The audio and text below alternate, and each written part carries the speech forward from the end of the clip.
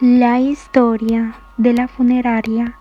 Tengo 19 años, trabajo en un lugar bastante peculiar. En los escasos 5 meses que llevo laborando, aquí he visto de todo, y eso que yo trabajo de día. No me quiero ni imaginar lo que han de experimentar lo que laboran de noche. Pero vayamos al principio.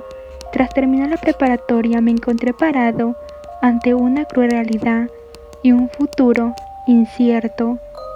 El trabajo escasea, sobre todo en el área que yo quería estudiar, así que podía arriesgarme a estudiar durante muchos años para terminar en un empleo mal pagado, o podía empezar a buscar empleo, así que preferí el dinero.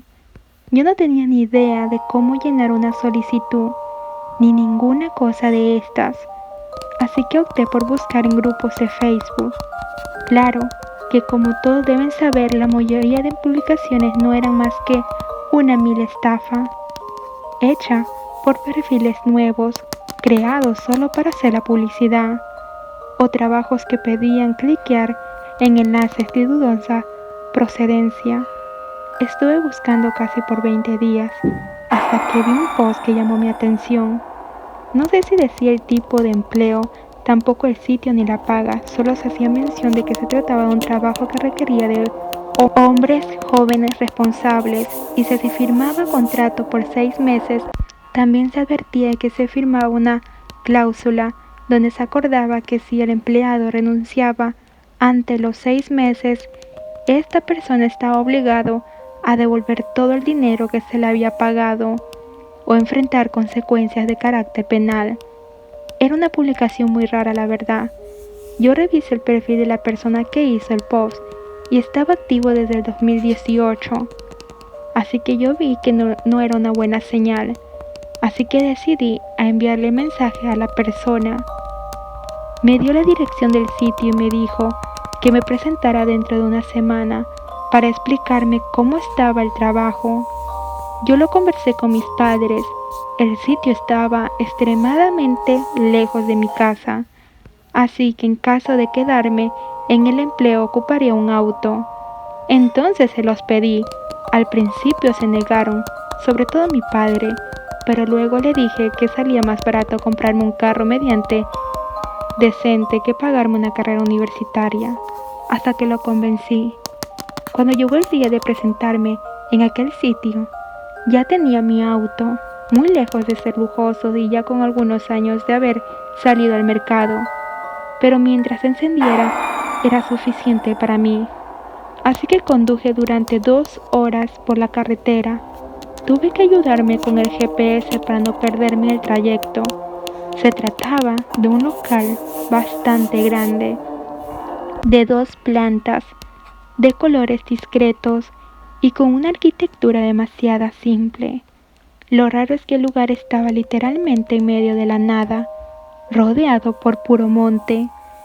Al llegar me recibió la persona con la que yo estaba hablando por Facebook. Esta persona, a pesar de mostrarse con demasiada seriedad, parecía agradable. Lo primero que hizo fue decirme que se trataba de una funeraria, y pues si quería rechazar el empleo era el momento. Decidí continuar. En breve me llevó a dar el recorrido por las instalaciones. La distribución de las zonas dentro de la funeraria se las iré contando conforme se ocupe, ¿ok? Lo más destacable aquí es que la morgue estaba en el primer piso. Claramente no se puede acceder. Hay un grueso de vidrio ahumado que separa la morgue del resto del área de la primera planta. Hay 2 maneras de ingresar a la morgue. La primera es por la parte de atrás, es por donde ingresan los cuerpos, y la segunda es utilizando las escaleras. La segunda planta. También hay un elevador, pero ese es solo para subir el cuerpo a la sala para su exhibición. Se me explicó que la vacante era la guardia. Mi horario de entrada sería a las 8 de la mañana y la salida a las 8 de la noche. La paga era de 2.800 pesos por semana. Las actividades no eran nada de otro mundo. Cada día la administración me dejaría una lista de todo lo que tendría que hacer en el turno. en el orden exacto en el que tenía que hacerlo, y esta lista tenía instrucciones precisas de cómo realizar cada cosa, así que todo sería relativamente sencillo.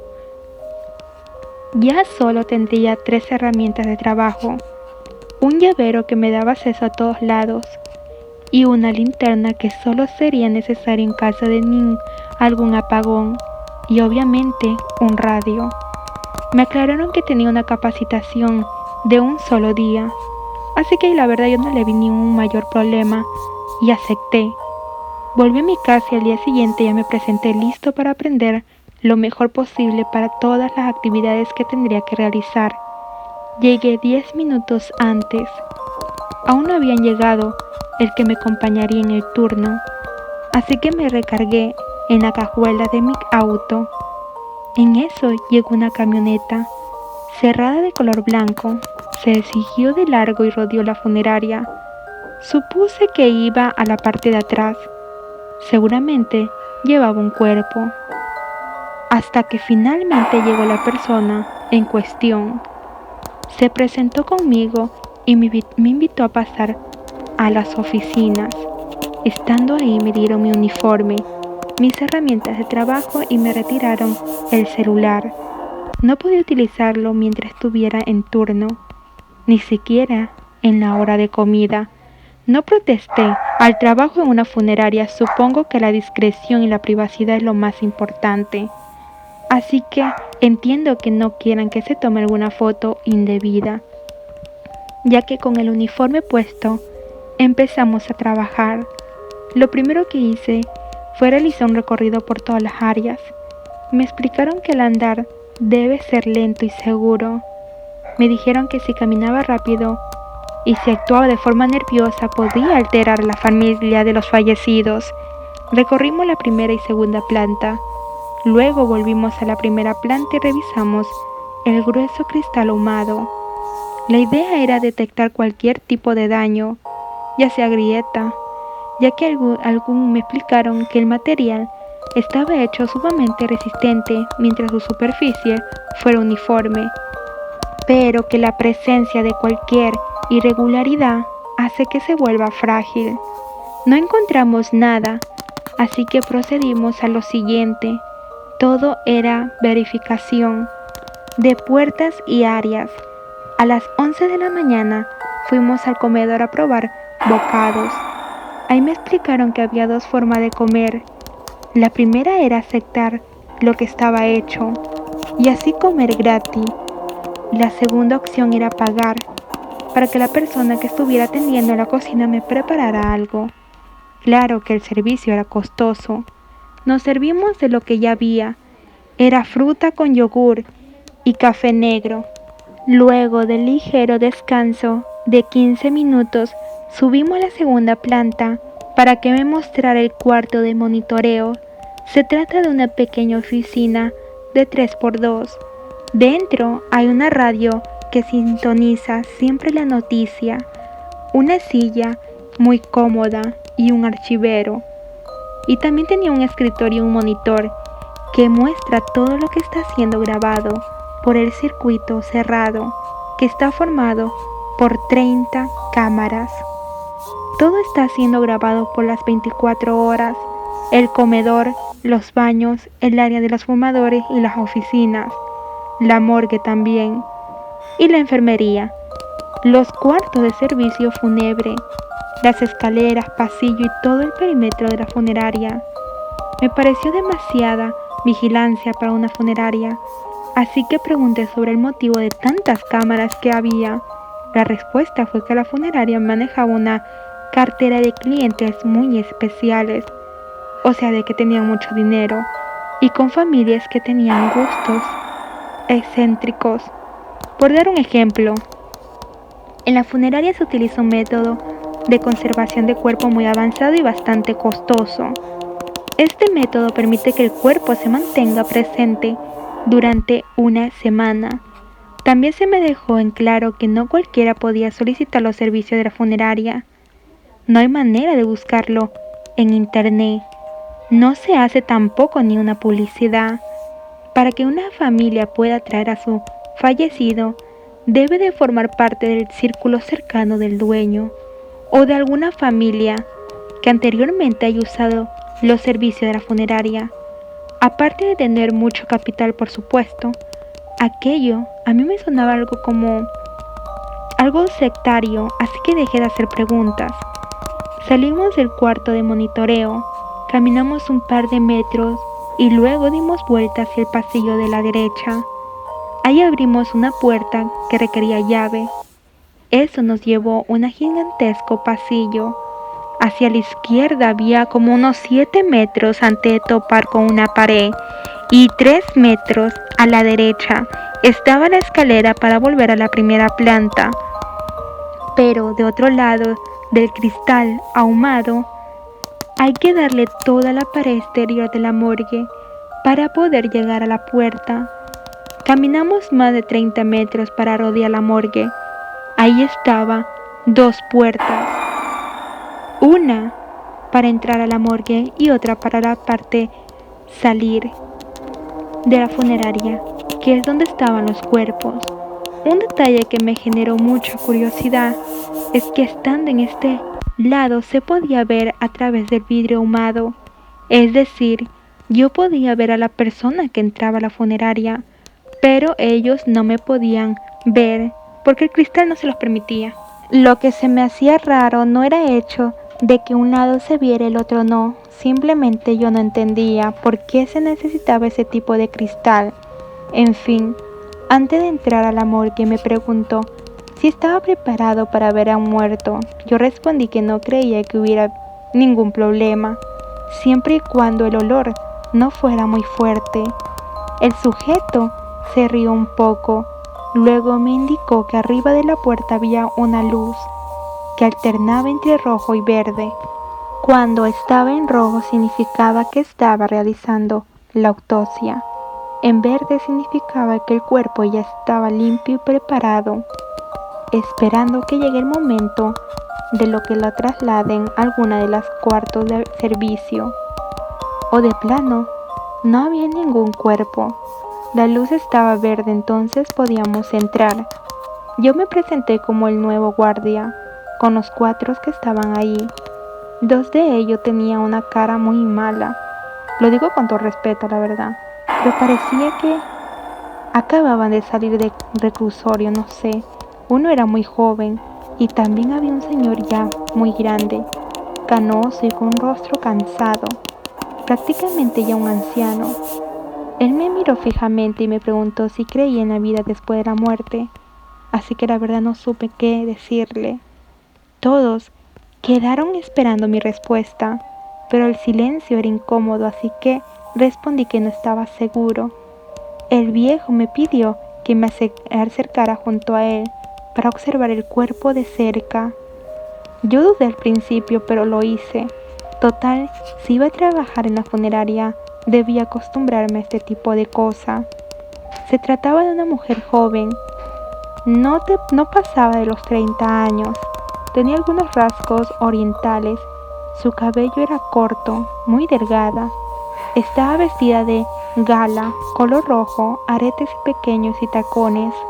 Lo recuerdo perfectamente, porque fue el primer cadáver que vi en persona. El anciano me dijo que ella se llamaba Marta, hija de un banquero que era amigo cercano de la familia. Resulta que ese viejo era hermano del dueño de la funeraria.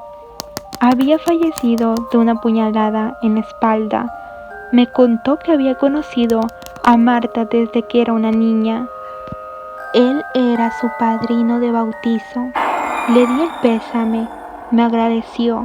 Luego se acercó al frente del cadáver y le di un beso. Yo me quedé helado. Me despedí de este señor y antes de que saliéramos de la morgue, me dijo que Marta estaría ahí por unos días, que la familia resolví algunas cosas legales, que me la encargara mucho, que antes de que terminara mi turno del día siguiente, le diera una vuelta para asegurarme de que ella se encontraba en perfecto estado. En ese momento, la sangre se me fue hasta los pies. porque no sabía de lo que él estaba hablando. Sentí un miedo terrible, como nunca antes había sentido. Se me resecaron los labios. La persona que me estaba capacitando me dijo que había que ir al comedor por un vaso de agua para que me explicara algunas cosas. Mientras caminábamos para llegar a la escalera, rodeando la morgue, claramente teníamos que pasar por ese largo pasillo, que en un lugar de pared tenía el vidrio ahumado. Sinceramente era incómodo pasar ahí, porque a pesar de que yo estaba consciente de que los otros lados no podían verme, yo sentía que alguien me miraba. Casi llegando al final del pasillo, antes de dar la vuelta pude ver a un niño que estaba mirando fijamente al vidrio. Llegamos a la escalera, subimos a la segunda planta, fuimos hasta que la otra escalera para bajar del otro lado del vidrio y fuimos al comedor. Mientras tomábamos un poco de agua, esta persona me explicó, pero en voz baja, que el trabajador, literalmente junto a la muerte, es normal empezar a ver sombras, incluso escuchar voces. Sentí cosas que parecen no pertenecer a este mundo. Se puso muy serio y recalcó que por nada del mundo yo debía hacer caso a estas situaciones que escaparan a la lógica, que yo tenía que fingir que no me daba cuenta, porque al contrario, estas manifestaciones se volverían más fuertes. Yo estaba muy pálido del miedo. El tipo relajó su expresión y me dijo que mientras yo siguiera las indicaciones al pie de la letra, no tendría ningún problema. El resto del turno ya no pasé ningún susto. Faltando ya como unos 15 minutos para las 8, llegó mi revelo. Nos presentamos, le pasamos las llaves, la linterna y el radio. Fuimos a la administración a firmar salida y también recogí mi teléfono, así que ya no había nadie. La persona que me había capacitado antes de retirarme me recordó que cada mañana debía recoger la lista de actividades de administración, que debía seguir a pie de la letra las indicaciones que vinieran en la hoja, el tiempo y forma, y solo debía alterar mis funciones cuando el dueño o su hermano me dieran una indicación específica. Al día siguiente yo llegué temprano, ya uniformado, entregué todo lo que tenía que entregar y recogí mis herramientas de trabajo y lista de actividad para realizar. Lo primero era dar un recorrido en la funeraria, ambas plantas y la morgue. Todo estaba en orden. Al momento de llegar a la morgue, que estaba en foco verde, dentro me encontré al otro guardia, conversando con el hermano del dueño. Yo lo saludé y con un poco de pena le pregunté a mi compañero por qué cuando él llegaba yo le entregaba el turno y cuando yo llegaba me lo entregaba a administración. Me respondió que los administradores se retiraban a las 5, que ese era el motivo. Yo me iba a retirar cuando el viejo me recordó que ese día, antes de terminar mi turno, debía ir a darle una vuelta al cadáver de Marta. Le dije que contara con eso, así que obviamente por supuesto que yo iba a hacerlo. Ya para terminar mi recorrido revisé el cristal ahumado para asegurarme que no tenía ningún tipo de daño. Lo siguiente en la lista era ir a las 9:25 al área de administración para yo recoger una caja con documentos, llevar la caja al cuarto de monitoreos, destruir todos los documentos, toda la papelería, echarle una bolsa negra, salir por la puerta trasera y tirar la bolsa en el contenedor de basura. A la hora que tocaba fui por la caja y luego fui al cuarto de monitoreo. Sentí mucha curiosidad sobre el porqué de destruir estos documentos. Decidí mirar un poco mientras iba rompiendo. Los documentos que iba a destruir eran expedientes. Incluían fotografía y causa de la muerte. Sí había más detalles, pero no eran tan revelantes. En los primeros documentos no encontré nada interesante, así que me apuré a romper todo lo más rápido que podía, hasta que me encontré un documento que tenía la fotografía de un militar. Ahí decía que se trataba de un general, Víctor Eduardo. Hasta ahí todo bien, pero la causa de la muerte era lo que no tenía sentido. Decía inducción, sin tener idea de qué pudiera significar. Seguí rompiendo documentos. Me encontré con otro que tenía la misma causa de muerte, inducción. Se trataba de Cristiano, abogado, Marta y Eduardo. Los 4 habían muerto por inducción. Nunca había escuchado esa causa de muerte. Era evidente que no podía preguntar por qué sabrían que leí los documentos, así que rompí todo. Lo metí en una bolsa negra y lo saqué al contenedor. A las 11 de la mañana yo fui al comedor para comer. Había pan tostado con mantequilla y salsa. Y lo mismo, café para tomar. Terminó mi pequeño descanso. Lo siguiente en la lista era revisar las cámaras durante 1 hora. Así que subí a la segunda planta y fui al cuarto de monitoreo. La indicación era verificar que todo estuviera en todo control, nadie haciendo escándalo, que la funeraria estuviera en armonía. Al principio era muy complicado estar viendo todas las cámaras al mismo tiempo. Me era imposible. Por suerte, a un lado del teclado había una serie de indicaciones de cómo monitorear de forma correcta. Había una tecla que al presionarla hacía que una sola cámara abarcara toda la pantalla y con otra tecla la cámara enfocaba. Iba alternando esto cada 5 minutos. Así podía revisar toda la funeraria en menos de 3 minutos. Comedor en orden, área de fumadores vacía. Los cuartos de servicio 1 y 3 estaban vacíos. Solo el cuarto de servicio 2 estaba a media capacidad. Cuando todas las cámaras se volvieron a dar toda la vuelta por el monitor, pude ver que 2 trabajadores estaban subiendo por las escaleras. Traían un gran cuadro. Se trataba de una pintura con el rostro de Marta. Lo estaban llevando hacia el cuarto de servicio 1. Las cámaras siguieron cambiando en el monitor y cuando tuve enfocada el área que está entre la oficina y el comedor, pude ver al mismo niño que había visto la primera vez que yo bajé a la morgue.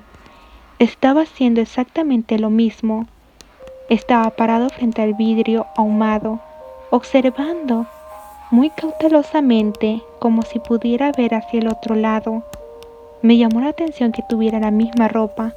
Además, no había ningún adulto cerca. No era coherente que unos padres dejaran a su hijo andar solo caminando por una funeraria. Pasaron los 30 segundos y la cámara enfocada cambió. Presioné una tecla para volver a la cámara anterior, pero el niño ya no estaba.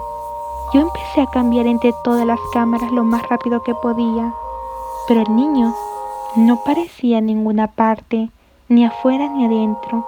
Entonces lo vi, estaba caminando del otro lado del vidrio ahumado, dirigiéndose hacia la morgue. Inmediatamente salí del cuarto de monitoreo y tratando de aparentar calma caminé rápido hasta el final del pasillo. Giré a la derecha y crucé la puerta. Ya esa área era solo para trabajadores, así que empecé yo a correr. Casi incluso me caigo, pero no dejé de correr. Llegué a la morgue y ni siquiera puse atención en el color que estaba. Simplemente entré agitado. Ahí solo estaba el cuerpo de Marta. Busqué por todos lados, pero nada. Me quedé totalmente confundido. Era la única alternativa, que es que el niño se hubiera salido por la puerta trasera. Debía ir a revisar, pero en cuanto me di la vuelta, entró el hermano del dueño y me preguntó qué estaba haciendo ahí. Le dije que un niño se había colado y que lo estaba buscando. El viejo se dio cuenta por mi expresión que estaba alterado y no quería perder el empleo por las consecuencias de este niño. El señor me dijo que prestara mucha atención. Me contó que ese niño vivía en la funeraria, que ya llevaba 3 meses ahí. Dijo que él junto a sus padres habían sido atacados por una caravana armada.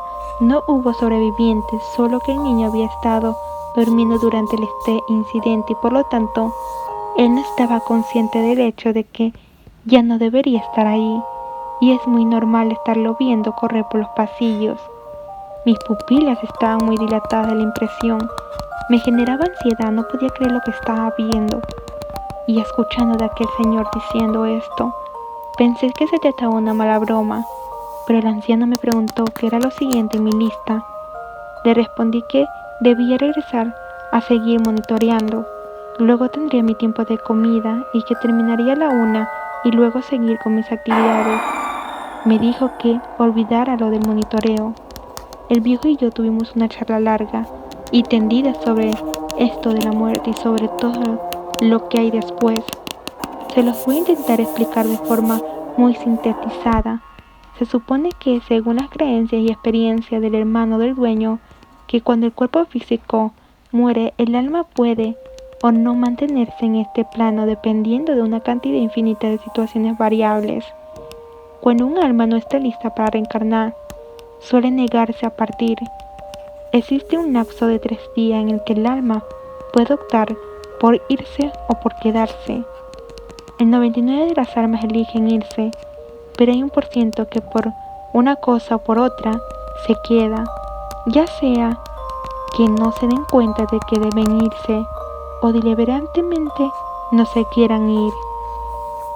Hay señales y pequeñas cosas que ayudan a saber con antelación si un alma se irá o no.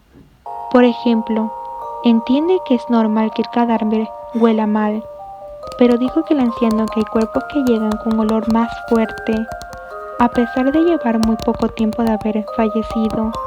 Ese fétido olor es señal que el alma no está tranquila y que no se quiere ir. Otra forma de saber es identificándole la expresión de su rostro. Si parece que está dormido, es que se fue con paz. Mientras más miedo se nota en su rostro, es más probable que se quede. También se puede detectar de una forma bastante peculiar.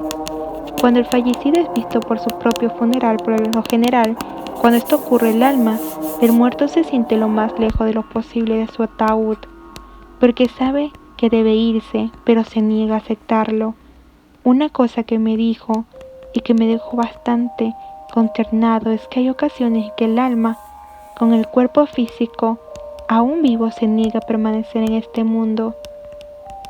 Así que suele ser una señal que el alma fue quien tomó el cuerpo y decidió qué hacer. Entonces, así como no queriendo, le pregunté cuál era la situación de Marta.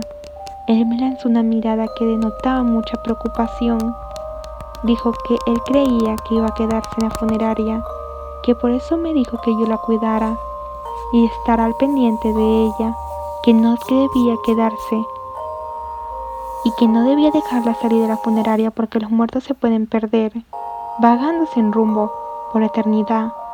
Si permanecía dentro de la funeraria, al menos sabría que estaba bien. El Señor se sinceró conmigo. Creo que eso me hizo empatizar un poco con él. Así que le dije que no se preocupara, que solo me diera cómo debía cuidarla y que no habría ningún problema. Yo debo admitir que en el fondo yo aún tenía dudas sobre si todo lo que me estaba diciendo era real, pero el Señor estaba convencido de que esto sí era real, y eso era suficiente para mí. El Señor me dio un par de indicaciones, me agradeció la atención, luego me dijo que ya podía ir al comedor. A la 1 en punto salí del comedor. Mi siguiente actividad era ir con la muchacha de limpieza y revisar el estado de insumos para el consumo interno, o sea, gel antibacterial y desinfectante, ese tipo de cosas. Primero busqué a la muchacha de administración, pero no estaba. Ahí me dijeron que ella había ido al salón de fumador y a hacer la limpieza.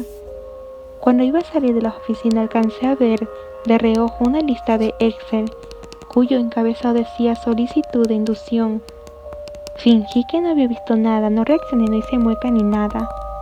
Me seguí derecho hasta que salí. Algo andaba mal con eso. Había varios expedientes cuya causa de muerte era inducción.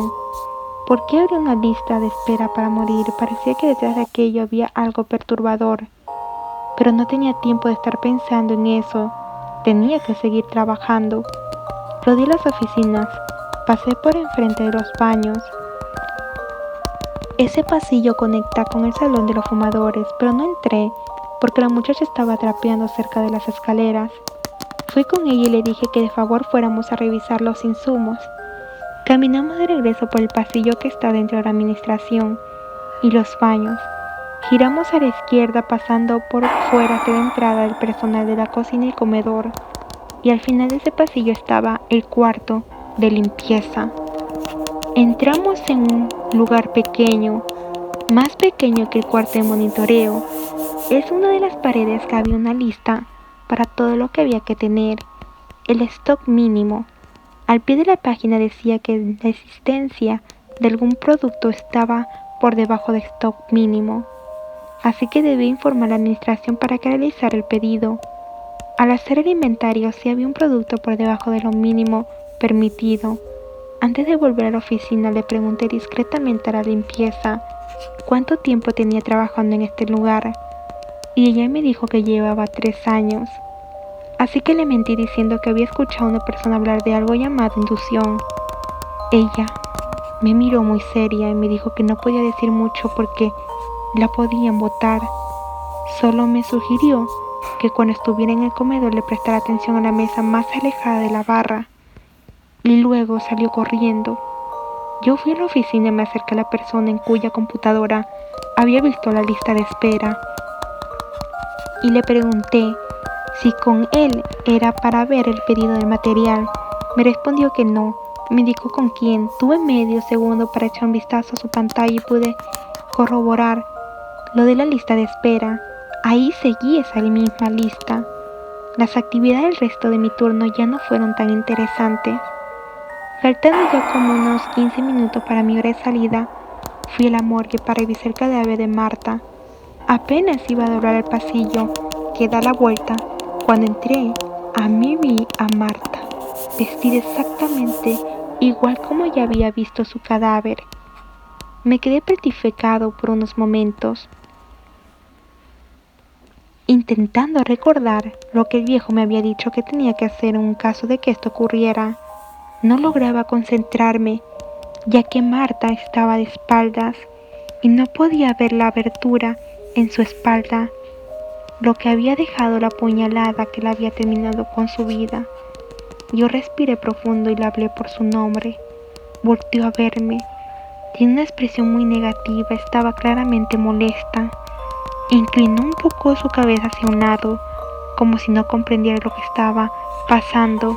Quizás ella pensaba que yo era quien lo había apuñalado. Martina sabía de lo que estaba ocurriendo.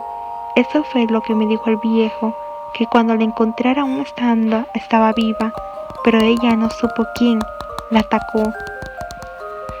Entonces, si la había apuñalado por la espalda y cuando voltea me ve, creo que se entiende que las cosas no pintaban nada bien para mí. No hablaba, pero su mirada me lo decía todo. Sentía enojo. Afortunadamente en ese momento, yo recordé las palabras de que me había dicho el hermano del dueño y las repetí tal y cual fuera, que eran: tranquila, todo está bien, solo vuelve a dormir. Cuando despiertes habrá terminado. Su rostro cambió en ese momento. Ya se la veía más tranquila. Se dio media vuelta y caminó lentamente hacia la puerta y se metió a la morgue. Yo di algunos pasos hacia atrás hasta que mi espalda estuvo contra la pared. Ahí me quedé caer en el suelo, estaba en blanco, no podía creer lo que estaba pasando. No tenía ni idea de lo que debía hacer. Incluso me temblaba la mano y las piernas, todo el cuerpo. Necesitaba agarrar aire para no desmayarme. A duras penas pude ponerme en pie. Caminé despacio, agarrándome en la pared para no desplomarme, y fui avanzando hasta llegar a la puerta última. Al abrirla vi que el vehículo que transportaba los cuerpos estaba allí, y los 2 tipos con caras malas estaban dentro del vehículo. Cuando me vieron se bajaron y uno se rió Me llamó niño. Me dijo que ese trabajo era para hombres, que se requería mucho valor. El otro tipo me preguntó si quería un trago, le respondí que sí. Fui al vehículo y regresé con un vaso desechable que contenía whisky. Lo bebí y eso me tranquilizó. Estuvimos conversando un rato. Se me olvidó por completo que ya iba a llegar mi relevo y que debía entregarle las cosas. De pronto mi compañero llegó a donde estábamos, me saludó tranquilo y preguntó si había visto a un muerto. Le conté lo de Marit y me dijo que debía tomarlo con calma, que eso no era más que extraño que ocurría al lugar. En ese momento yo no quería saber nada de fantasma, así que no le pregunté a qué se refería, simplemente le entregué las cosas y fui a la oficina. Marqué salida, tomé mi celular y me fui a la casa. No le dije a mis padres para no asustarlos, pero esa noche estuve meditando sobre si en realidad valía la pena volver a esa extraña funeraria. De tanto pensé, me dije a mí mismo que tenía que ser fuerte. Ya sabía cómo estaba el asunto del niño y de Marta. Supuse que ya no habría nada que pudiera asustarme, así que al día siguiente llegué muy puntual como siempre. Hice mis actividades matutinas. A la hora de tomar mi descanso recordé que la chica de limpieza me había comentado y le puse atención a la mesa más alejada de la barra. Ahí estaba un sujeto. Solo de ver cómo iba vestido quedaba claro que tenía muchísimo dinero. Noté que estaba comiendo algo que no estaba para escoger en la barra, es decir, que lo había pedido para que se lo prepararan. Era carne, no era un filete, tenía salsa, solo pequeños pedazos de carne, como si fueran carnicas de cerdo, tenían más o menos a la misma consistencia. No entendía qué se supone que tenía que ver ese señor con la lista de espera para la inducción. Una broma de la muchacha, supuse. Yo fui a monitorear y vi que los familiares de Marta estaban llegando al cuarto de servicio 1. También vi por los monitores que el cuerpo estaba silencio, trasladado por el elevador de la morgue. El elevador da un pasillo al acceso de las puertas traseras de los cuartos de servicio, para poder ingresar los cuerpos sin tener que meterlos por la entrada. El hermano del dueño estaba allí y también estaba sujeto que se había sentado en la mesa más alejada de la barra del comedor. Era familiar de Marta, obvio, el resto del turno estaba bastante tranquilo. Antes de mi hora de salida terminó el servicio de la familia de Marta y procedieron a retirarse para ir al cementerio. Yo realicé mi último recorrido. Llegó mi compañero, le entregué el turno y me retiré a mi casa. Al día siguiente y durante una semana más, estuve viendo al mismo sujeto, de nuevo sentado en esa misma mesa, a la misma hora y también comía lo mismo. Eso definitivamente estaba muy raro, así que decidí preguntarle a mi compañero si él de casualidad sabía quién era ese señor. Me dijo que se estaba tratando del dueño de la funeraria. Opté no hacer más preguntas para evitar meterme en problemas. Aún tenía muchas dudas respecto a este asunto de la muerte por inducción, pero decidí dejar el tema por otro momento. Pasaron los meses. En todo este tiempo estuve en muchas situaciones, tanto como el niño como el de Marta. Cada vez lo llevaba ya mejor. Ya ni siquiera me importaba. Hace unos días, cuando le iba a entregar el turno a mi compañero, me dijo que debía conversar en privado, así que fuimos al cuarto de monitores. Me recordó que en poco tiempo se va a vencer mi contrato por 6 meses y que él necesitaba saber si yo iba a continuar o no. Yo la verdad le dije que sí, pero que no estaba muy seguro. Me dijo que él entendía que ocurren cosas extrañas y que ese es el motivo por el cual tienen mucha rotación. Anteriormente el dueño, pero nadie aguantaba ni una semana por el turno nocturno, así que lo movieron a él para la noche. Me dijo que si tenía preguntas podía hacerla. La verdad no iba a perder la oportunidad, así que le pregunté por el asunto de la inducción. Me respondió que había personas de ciertas condiciones económicas que querían donar su cuerpo a cambio de una gran suma de dinero. Pregunté, ¿cómo es que esto pasaba? ¿Qué hacían con los cuerpos? Me dijo que ellos acudían a la funeraria, se tomaban unas pastillas y morían sin dolor. En cuanto a lo que hacen con los cuerpos, me dijo que, de responderme, yo debía firmar un documento donde yo iba a declarar que iba a renovar mi contrato por 6 meses. Mi curiosidad era muy grande, además ya estaba un poco acostumbrada a estas cosas raras que ocurrían, así que lo firmé. La respuesta fue que la mayoría de los cuerpos, el dueño de la compañía los vende a laboratorios y hospitales para que ellos hagan sus cosas, pero que de verdad en cuanto un cuerpo se quede en la funeraria, porque el dueño tiene gustos especiales cuando se trata de comida. Mi compañero notó mi cara de impresión, entonces me miró fijamente y me dijo lo mismo en aquella ocasión, que eso no era lo más raro que ahí ocurría. Entonces le pidí que me dijera a qué se refería. Su respuesta fue, don Marcos, el hermano del dueño, fue el primer fallecido que tuvo su servicio aquí hace 5 años. Yo no sabía de qué se estaba tratando todo esto. Yo le dije que me explicara lo mejor antes posible. Él me dijo que no debía hablar de más, porque lo podían hacer algo, ya que estas cosas se lo ocultaba a las personas que no tenían que saber nada de esto. A la cual yo le respondí que entonces ya renunciaba. Él me dijo que yo no podía renunciar porque ya acababa de firmar, así que me quedaría para siempre. Y aquí estoy, todavía trabajando hasta que se me acabe el contrato. Sigo viendo cosas muy raras en este lugar tan extraño que es la funeraria. Todo aquel que trabaja en ella sabe lo que se siente, ese ambiente tan pesado.